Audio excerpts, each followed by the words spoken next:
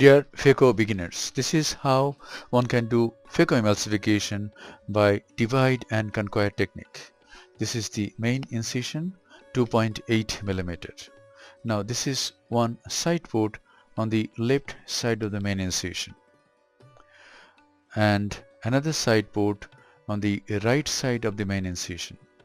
These side ports are about 2.5 clock hours away from the main incision. The main incision in this case is at around 11 o'clock, and on either side of the main incision there are two side ports. Now air bubble is injected, and underneath this air bubble the anterior capsule is stained with trypan blue dye. One can use trypan blue dye without air also, but I prefer to use it underneath an air bubble. The reasons are the capsule stains very quickly and a little bit of trypan blue dye is required to stain the anterior capsule. Now the dye is washed out and viscoelastic substance is injected into the anterior chamber. And now is the time to do capsulorhexis. This is how one can do capsulorhexis. The anterior capsule is incised with a 26 gauge bent needle. A nice capsular flap is raised. This capsular tag is held with the ureter forceps. Now you go anticlockwise. You may go clockwise also. Now you go anticlockwise and do a CCC.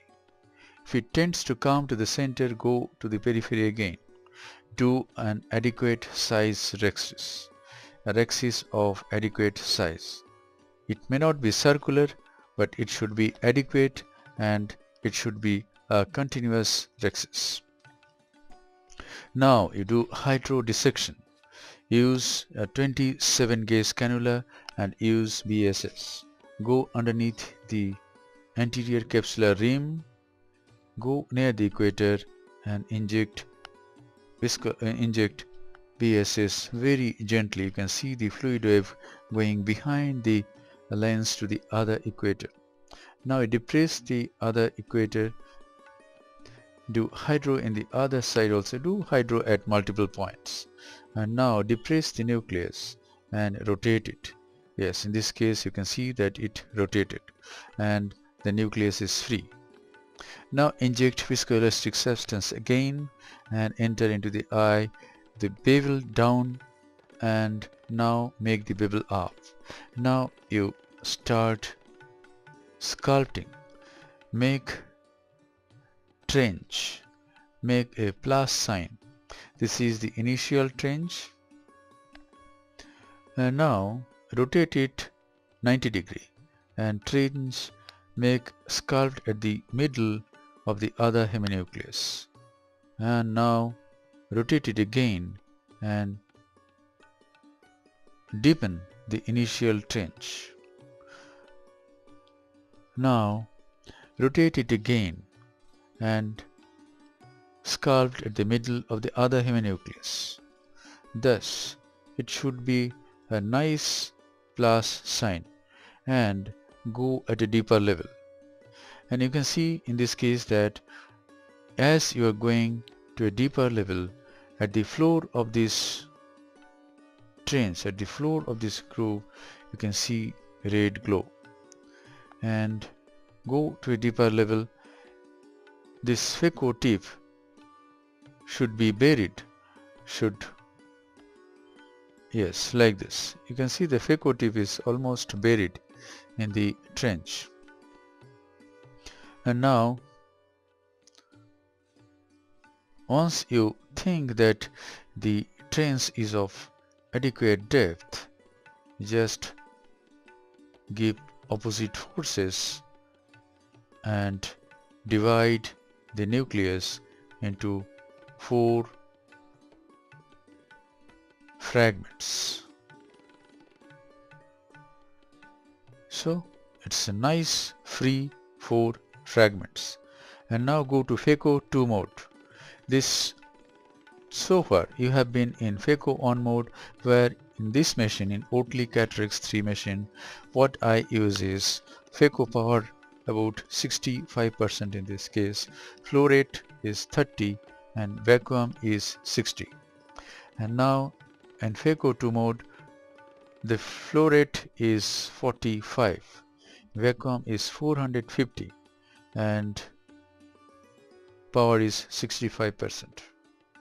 You can use less vacuum also, 300 vacuum and 30 flow rate is fine to be on the safer side. But with this setting, the antechamber is very stable and I don't have any problem. So all the 4 fragments have been emulsified and taken out. Now I inject HPMC again, take a Simcoe cannula, a 23 gauge Simcoe cannula, and start aspirating the cortical lens matter. Here it is. Hold the anterior portion of this cortical matter. Don't hold on the posterior capsule. Just hold the anterior aspect of this cortical matter.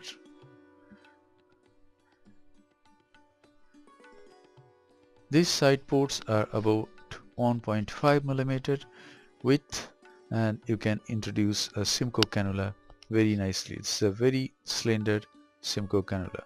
Now this is hydro polish. I am using the irrigating probe of bimanual IA to polish the posterior capsule and see how nicely you can polish it and so quickly. Now this may be difficult for the beginners. You can use viscoelastic substance for implantation of IOL. Here I am using only irrigating fluid to keep the antechamber deep and the lens goes into the capsular bag.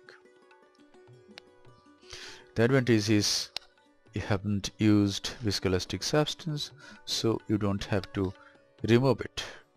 Just inject moxifloxacin, hydrate the side ports and conclude the case. Here it is. This is moxifloxacin.